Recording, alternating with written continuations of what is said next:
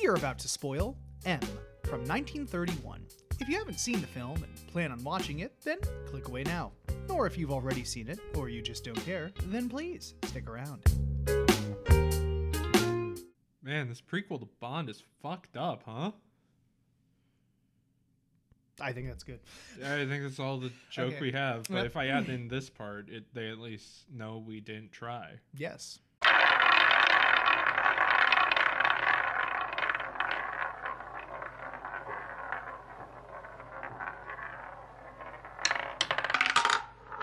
Hello, everybody, and welcome back to yet another edition, or whatever the hell we call this, of Cinema Roulette. Most of us Episode. most is the of us term call it for episodes. But my brain decided to not work. But that's okay because that happens sometimes. Yeah, it's great right before recording. Yes. Especially right before recording when you really want to sound articulate. Yeah. Yeah. Anyway. I was trying to think of any response to that, comedic or serious. I was like, huh.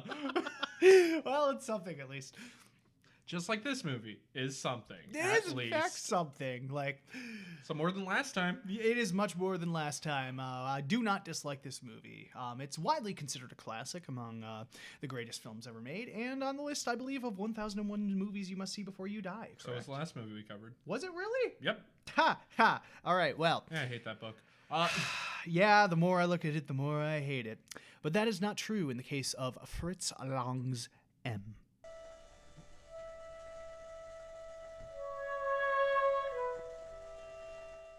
What a wonderful silence that was. Yeah, it was a lot of silence, not a bunch of talking I have to edit out. Nope. Wasn't just me going on random tangents. But yes, M. This was technically the very first sound film from Fritz Lang, as he directed a bunch of silent films beforehand. Yeah. Yeah, because that's how technology worked.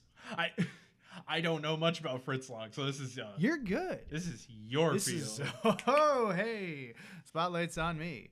But yeah, made in 1931 in response to some serial killings that were going around at the time. It was basically a message of protect your children, don't let them away, and this was before the rise of power. But yeah, the Nazis shockingly did not want this movie to be made. Of course not, because it's good. So Yeah, they went literally based on the title alone, from what I read, and once he told them the plot, they backed off. Jeez. Yeah. But however, what is good for you is the summary. Wait, how'd you get to good for you? Good for us, I guess, but you always do the summary, so. Yeah. Well, just because you were like, that's all you for the Fritz Lang Oh, stuff. So okay. I'm like, the summary is all you. I just didn't get is what I was going for. Yeah, I didn't get the segue. Yeah, you're good. This episode, like I say often, has a tone. What is that tone? Figure it out. The tone is, yeah. Yeah. Okay, the summary here is pretty gosh darn simple. Mm-hmm. We open on some kids spin in circles, singing a little song, a song about who the black man is gonna go and get. That's what they phrase it as. What do you want from me? Yep. Just trying to hold back bursting out laughing. Sorry. Because he dresses in all black. What are you thinking? Exactly. But yeah, we find out there's a murderer on the loose. And soon, Elisa Beckman disappears. She was gotten by the killer who whistles. What does he whistle again? In the Hall of the Mountain King. In the Hall of the Mountain King. But yeah, she gets murdered. And now we're with more children missing. I think we're at 3 at this point. Mm-hmm. Society in general is getting a little uneasy. Because the killer also wrote to the police, but the police didn't do anything about it. So he wrote right to the press as like, yeah, they didn't publish my last note, so you're going to fucking publish this. Also, I'm going to keep killing people. Yep. I'm not done yet. Cool. And we kind of see the public fallout of this. The public is panicking, and anyone who even talks to a child is suspected of being a murderer. The cops are working basically in tag-out shifts of who goes out on the street. The mob starts to get annoyed because cops are searching every building every night, so they can't do their normal criminal shit, so they want to catch the murderer so that way they could go back to selling drugs and whatnot. Yeah. we see the cops go into like a dive bar basically in the bad side of town and paddy wagon anyone away who didn't have ID on them. And who's the investigator that shows up? Loman, who we've seen before. Yep, in The Testament of Dr. Mabuse. That's right. This film had one of the earliest examples of a shared cinematic universe. Just have to. I don't know when we covered that on the show. Actually, it's probably been over 100 been episodes. a while because I remember we watched it at your house. I was over. Yeah, so it's been a while. Yeah, the house doesn't exist anymore.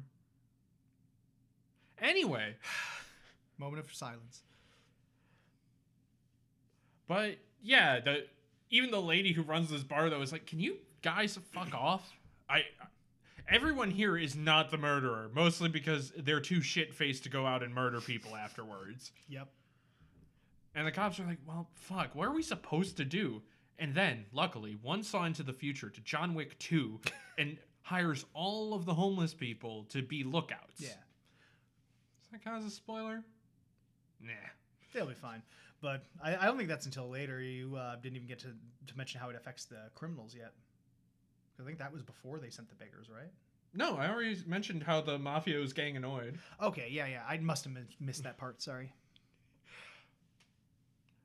But yeah, the mafia gets annoyed. Then they break into the one place, or well, they keep raiding places. That's right. Okay, yeah. I was trying. The sequence I've already forgotten. We clearly watched it less than 20 minutes ago. It's been longer than 20 minutes. 40. See, I make that joke. Guess who's about to fuck up because that's where the notes end. Hey, Karma, how you doing? Hello, instant karma. Yep. We're a professional movie podcast. Yes. Today's sponsor is Raid Shadow Legend. That's not true. No. Can we get in trouble for saying that jokingly? No, because we said we're joking. Okay. I think that counts for parody. I have gotten emails before of just like, your podcast should be doing better numbers. Email me and we'll get you more. And it's like, sure. Interesting. Yeah. Anyway, where was I? Beggars. We hire the beggars, start looking. Here's a little part of when Elisa was kidnapped. The killer does take the child around, usually get ice cream and candy and balloons. When these balloons were sold by a blind beggar. And all of a sudden, he hears the man whistle past him. So the blind man quickly finds someone else and it's like, hey, follow the dude who's whistling. He's the murderer. And the murderer has another kid. So that's bad. Then we got a random Joe Schmo over here following him around and gets an idea. He writes M on his hand in like chalk or ink. And then he comes up behind the guy and goes, whoa, and hits him on the back. It's like, oh, sorry, you should really watch where you're throwing those orange peels. It could cause someone to slip and break their neck. And then the dude quickly runs over to the mafia and is like, I found the guy. I marked him with an M on his back. We need to go get him now. Yep. So, the mob sends out... Well, they're not the mob. There was a term for them. There was.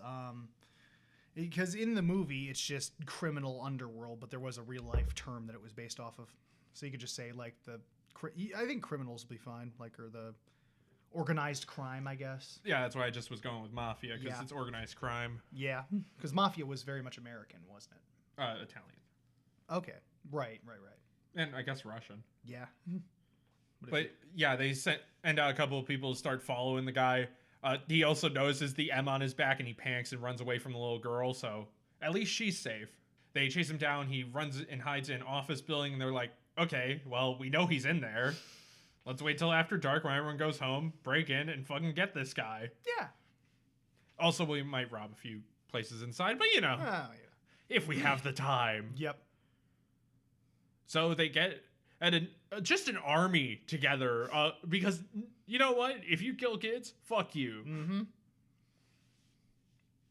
They get a bunch of people together, they knock out all the guards, and start going room by room until finally reaching the attic and finding the guy. However, during this, one of the guards wakes up and pulls the alarm, so the cops are going to be here in a few minutes. We grab a dude, we get the fuck out of there, and then we go to a kangaroo court. Yep. Which they did get him a defense lawyer still. Which is kind of funny, yeah. And then we have our murderer say that he's just kind of crazy and he keeps having this urge to kill people, and then he'll eventually blank out and then wake up basically looking at the newspaper saying what he did. So he's kind of pleading madness. And the crowd is like, cool, he still killed kids. Yep. But his defense lawyer is like, hold on. He should have a fair trial. I'm not sure why you got a real lawyer for... Editing is weird. I forget where I was. Sorry. Panicking that we weren't recording. Fucking idiot. The kangaroo court. But... with the lawyer. Yeah. Yeah, the kangaroo court. Again, this dude is for some reason being like a real lawyer. Mm-hmm. And they're about to just say, yeah, cool, fuck it, let's kill this guy. But then everyone raises their hands because the cops have shown up. Yep. And our murderer is going to be taken away. We cut to the grieving mothers, and they say, this won't bring our kids back. Make sure you watch your kids. And then not even credits, we just end. It just ends. Yeah, there's like no credits whatsoever on the print, which is odd. So yes, that was M. That was M, and I could complain that not much happened. But also, this was like one of the first talkies. Yeah, like ever. Well, I guess it's been 4 years since The Jazz Singer, but still. Yeah. It's still a new technology. Like, sound films weren't even a thing until less than half a decade before this. It was still very much in its infancy. And that's something I've always loved about Fritz Lang, is he's just one of those people that just immediately got it. Yeah, there was a clear understanding, at least. Yeah. Because he helped pioneer like the audio transition in general, and that was like, I guess the idea behind it is that like he didn't have to edit as much in the editing bay because he realized the audio and the sound could help tell most of the story and like how it transitioned. But something that he did pioneer was the use of a leitmotif, which is a little musical motif that introduces a certain character that was borrowed from opera. And every time Peter Lloyd comes on screen, he whistles in the Hall of the Mountain King. Which if you just didn't whistle that, you wouldn't have been caught. Yeah, but from a technical standpoint, like this film pioneered a lot of like things that are just standard today. Like I said earlier, the first technical shared cinematic universe, which is odd. I'd bring back the same character in a completely different movie. And one of the earliest like crime scene investigation movies as well, like going into great detail about how the police search and like the process behind it. Like that's very common nowadays, but back then must have been like, whoa. It was also kind of satisfying seeing it all hand done, like because they found a little candy bag and assumed the killer got that for the kid. So they start doing a search, and you see a circle on a map grow bigger and bigger. Yep. As they expand the search. Yeah, that's how they did the radius, or like when they got the old style alarm where he pulled the thing, then it pulled a number and those tickers pointed out, and the guy had to actually go into a card and see what alarm was ringing and then call the people. Like, yeah. Just interesting seeing this really old technology still being used. And there were some old ass pistols in there too, weren't there? Oh yeah, like because when they raid the bar, you know, they're pulling out everyone's silverware, all the guns they have, and the pistols. Good God, they look like some of the first semi-automatic type things. Yeah. Just really cool to see all that, honestly. But yeah, technical-wise, just phenomenal. Now, you can definitely tell this is an early film because there are long stretches that are just silent and people running around or something. Especially the pantomiming from a lot of the extras is like, yeah, they're still thinking like a silent film. Yep, like where the two guys are going to wag the finger, wave it up in the air. Big wag! Yep. Or when the Joe Schmo is following the killer, he like goes up to a window and then pulls away with his hands up like, yep. Yep. Or the blind man that just has a sign on his neck saying blind. Good to know. Yep. Why was that written in English? I don't know. That is another weird thing. Maybe he had foreign audiences in mind. Who knows? Because there were a couple English words I noticed in the background and stuff. Yeah.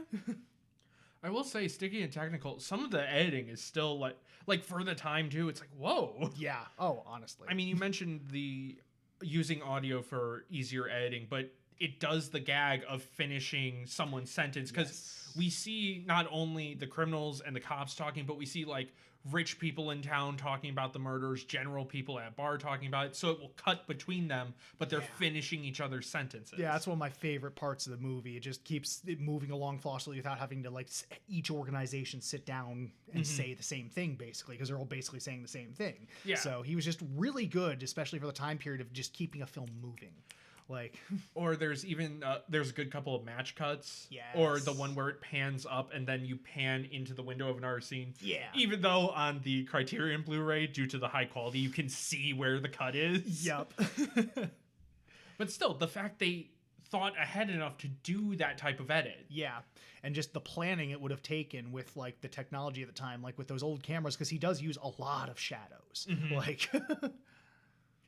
Or I forgot to mention when they go and take over the office building to catch the guy, they do leave one guy who drilled into the basement. Yes. Which he got like a 20-minute scene of being interrogated, which slowed the movie down a bunch. We'll talk about that in a sec. But when they're getting him out of the hole, it's like the camera is zoomed in just for the hole itself. He climbs up, clearly sees the cops, which they yell at him, put his hands up, and immediately goes, "I'm climbing the rope. I can't exactly do that." Yeah. Well, get out of the hole. And then put your hands up. But then the camera keeps rising up, so you see the circle of cops and the hole the guy climbed out of. Just phenomenal blocking and like cinematography all around. Like, yeah, even though this is, you can feel how early this film is. You can also see how much Fritz Lang knows already. Oh yeah, it's great. So, but yeah, the one main negative where I can't even give like the pass of this is an early movie of why are we with this guy for so long? Yeah, because it would have saved so much time having him climb up out of the hole and stuff, and then maybe like a little bit testifying. Just cut out that whole conversation they had. It just seems superfluous and unnecessary. Yeah, they let him cook for a bit in a cell block, basically, while just talking about what they know. Yeah, so that is the one negative. They should have gotten to the kangaroo court a lot sooner. That also killed the momentum. It's like, okay, we got the guy. We're going to do stuff now. And going back to the police for about 15, 20 minutes. Yup,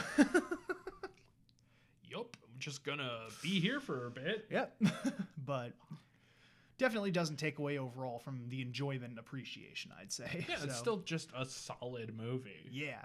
And all the actors do a great job. Like we said, there's still a lot of pantomiming, but Peter Lorre especially is always great. Like you can see even early on how he was just an incredible actor. He just has a very expressive face. He does. Expressive face and that distinct voice. Even in German, I could kind of hear it.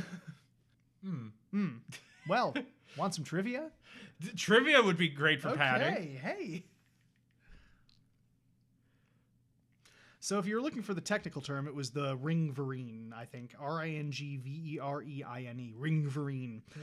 They were officially wrestling associations that existed for like the physical betterment of German men. But the interesting thing is, like, they were kind of like the modern day Yakuza in Japan, where like it was just this board of directors that was led by a very charismatic guy, and they had this very meticulous like structural organization to the point where the public kind of had this like begrudging respect for them. They just kind of existed where like it's like we know you're criminals, but you do enough for the community that we're not gonna do much at the moment. Exactly. It was a contrast to like just people who kill senselessly, basically. So but it's so great because like Fritz Lang said, like the criminal underworld in Germany was so like interesting. It had so many possibilities for interesting movies and forms of medium that he was genuinely afraid someone would tap into that before he did.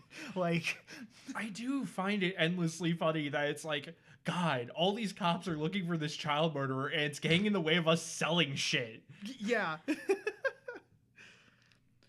And while researching it, he apparently did spend 8 days inside an actual mental institution in Germany and met several real child murderers. Used real criminals as extras, and one of the funniest things is apparently during production, 25 people were actually arrested. God damn it. So some of those people you see, real criminals. Which is great. Hey, you can see a real criminal in The Exorcist. Yeah. Yeah. But I don't know.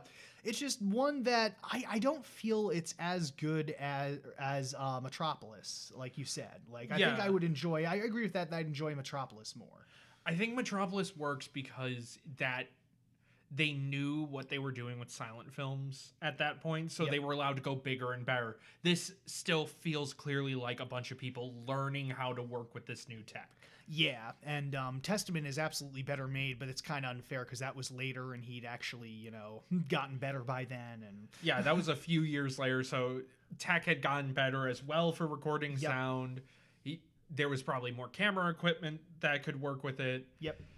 But as a piece just to see the tech at the time, it's fine. It flows well, except for the one part, but... Yep. It's just it's one of those films I don't watch like often, but I'll come back to it every once in a while just to appreciate it. Like, yeah, I don't have any real strong feelings about it. Yeah, it's not like amazing. It's like, oh my god, this is an amazing movie, and I'd rewatch it all the time. And not really, but like it is interesting. I feel like that people like try to use that as a starting point for Long, which I can see because like technical wise, yes, it captures him, but like as a movie, I feel like he's made better. Like, I also think I would really love if someone could take this movie and edit in Foley. Yes, just to get rid of those long silences and make it, I think, a little more engaging. Yeah, also probably help with atmosphere. Like, there's not much music, and I get that's for Dread. Yeah. But also, I think a soundtrack could add to this a lot. Yep. A lot of it. I think it's actually almost entirely, what do they call that in the film? Diegetic. Diegetic. It's almost like entirely diegetic music. So. Does this count as noir? I think it's in a weird spot in film history because noir naturally evolved from German expressionism. So, but like it was between that because the first noir was considered the one I have, Double Indemnity. Double Indemnity from 1944. So there was still a good amount of time. Yeah, there was still about a decade before like noir technically started, but I feel like this would be an early precursor to noir. It has the style, the cinematography, like there's no Venetian blind shots, but they do close Venetian blinds at one point though. They do. Yeah, I think I would say that's fair. Early noir. If someone wants classified as early noir, I'm not going to argue with them. I will say though, even though it is German expressionism, this one is like the least German expressionist of the movies we've watched from Fritz Lang. Yes, it is, because Metropolis has all the crazy sci-fi elements like Fritz Lang, and then Testament there's all the supernatural elements with the ghost with the brain and and also the sets with like the weird scales. Yeah, and like the shadows like creeping up. Yeah. In this one, it doesn't happen much except for the one file room. Yeah. Where it was like, oh, yeah, German expressionism. Yep. But everything else is shot pretty plainly. Yeah, just a couple of sets I noticed, like those giant doors, like the... But that was more for like not showing the ceiling and stuff. Yeah. I get that. But we do see the ceiling a couple of times, which is interesting. We did see the ceiling a few times. Yeah. So there were shots that were probably actually in an apartment. In an apartment, or they thought it had enough to have a lip, basically. Yes. Yep. But yeah, I think that's about it, huh? Anything else you want to add? Oh, that's a shame. It is a shame. Man, we've been stuck with like 3 movies in a row where it's like, fuck, can we just have a normal narrative? Can we just have a regular narrative? Yeah. Like, like notice how I didn't list any character names? It's because I think the killer's name is said twice. Everyone else is basically unnamed except the one detective. Inspector Lohman. Inspector Lohman. Everyone else, it's like, yeah, they're here. Yep. If you want to know Peter Lorre's name, it's Hans Beckert. A lot of Becks. Yeah, a lot of Becks. Is the band Beck from Germany? I don't think so. Be funny. Yep. But yeah, is it time to rate it? It is time to rate it, I guess. And we will use our rating system that we used in every episode, because we rate every movie we've ever covered. Yep. So, Cameron, if this movie was a drug, how often would you take it? I take it every once in a while, honestly.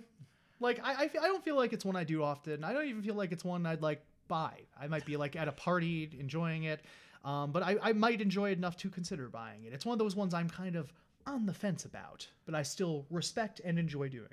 I think I would do it once. And not because it was a bad trip or because it wasn't good. It was just more like oh, okay. Yeah. Then I don't really need it again. Exactly. That's fair. Alrighty, so we are still on the director's wheel for our last little spin before we go back to the series wheel and then come back and finish off the director's wheel.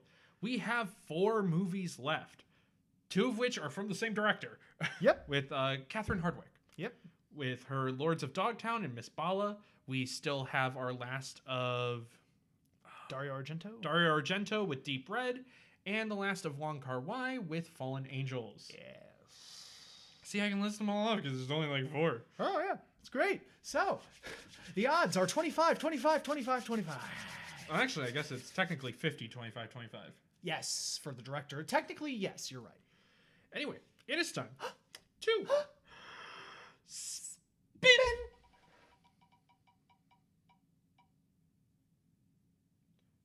We're finally doing Deep Red! Let's go! Woo! We have been kind of saying and wanting to do Deep Red for a good while. Yes, we have. I think probably since like Crystal Plumage, we've wanted to land on Deep Red. Yeah. But we're finally here. We're finally here, folks. For what is considered Argento's best if you don't think if you don't think Suspiria is his best. Yes. But I do think Suspiria is his best. So this is the worst one. So yes. We will also be watching the subtitled version, and because on the Arrow video it is extended. Yes. The original US release was pretty heavily butchered. So I didn't even. All right. Well, anyway, we'll go in more into that in the next episode. There is 100% part of me that debates just having you say butcher and my laugh and then cut. Yes. But I think this is still here. Well, cut it where you will. Oh, well, you didn't even say bye. All right. Thank you so much for listening, everybody. Well, now I have to cut.